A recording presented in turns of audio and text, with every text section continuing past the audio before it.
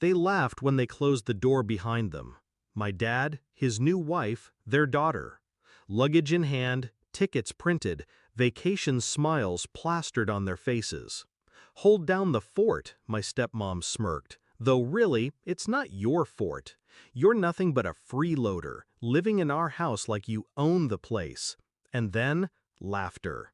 Cruel, sharp. My dad didn't defend me. He never does. That was the moment. The cut I couldn't ignore. I used to love him.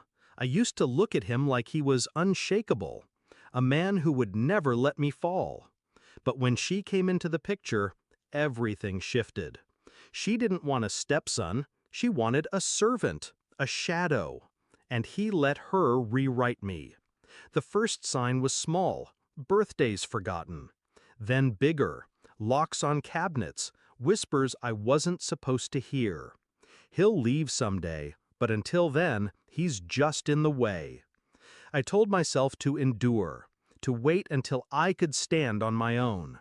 But endurance became weakness, and weakness became their weapon. The night before they left, I heard them in the kitchen. My stepmom's voice, smug. "He thinks this place is his. Wait until he realizes it isn't." My dad chuckled. Chuckled. And that's when I knew. If they wanted me out, they'd get their wish. But not the way they imagined.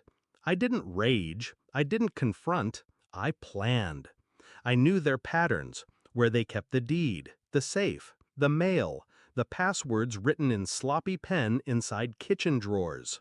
My father has never been careful. His trust in her blinded him, and their arrogance blinded them both. The house may have been theirs legally, but paper is fragile. Paper can be moved. Paper can be burned. The morning they left, I played the obedient son, waved from the driveway as they piled into the car. Their laughter echoed as they drove away, the new family picture, me excluded, on its way to the airport. I waited an hour. Then I started. Step 1, I pulled the documents. Mortgage statements, bank letters, the spare keys to the safe. Evidence of what they owed, what they risked. I photographed everything. Sent copies to myself, hidden under encrypted folders. Step 2, I made calls. To a landlord I'd been in touch with for months, waiting for the right time. A small apartment, cheap, mine under my name alone. By the time they landed in Cancun, I had signed the lease electronically. Step 3, I stripped the house. Not of furniture, of power. Their utilities were under automatic payments, tied to accounts I now had information for. A few clicks, a few cancellations. Quiet destruction. When they returned, there would be no electricity, no water, no internet, nothing but walls. Step 4, I packed my life. Not much, really. Clothes, books, a laptop. I left the rooms hollow, so when they opened the door, it would feel less like a home and more like a shell. By the time the sun set, I was gone. The house stood still, silent, waiting for them to return, empty-handed. I didn't leave a note, didn't need to. Silence has a sharper edge. They came back 2 weeks later. I wasn't there to see it, but I imagine the scene. Dragging suitcases across the driveway, laughter fading into confusion when the lights wouldn't turn on, anger when the taps ran dry, panic when the fridge hummed dead. And then the silence. No trace of me. No son waiting at the door. I let them feel it, the void. They had laughed at me, called me a freeloader in the house I helped keep standing, the house where I covered their debts with extra shifts, the house I cleaned, maintained, filled with life while they played family without me. Now the house was theirs, exactly as they wanted.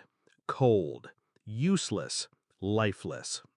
The calls came first, my dad's voice, strained, trying to sound authoritative. "Where are you? What did you do?"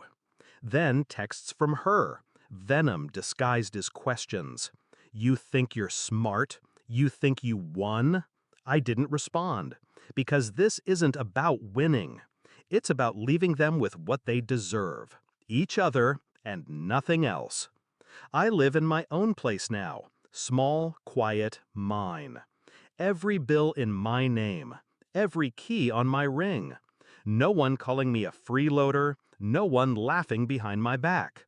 They don't visit, they don't invite, they don't even pretend anymore. And that's fine, because here's the truth. I didn't lock them out of the house, I locked myself out of their lives. I walked away, and I made sure they felt it. So when people ask why I left, why I cut ties so suddenly, I tell them this. Some betrayals don't need shouting matches. Some revenges don't need fire. Sometimes the coldest revenge is absence. And absence? That's a door no one can unlock once it's closed.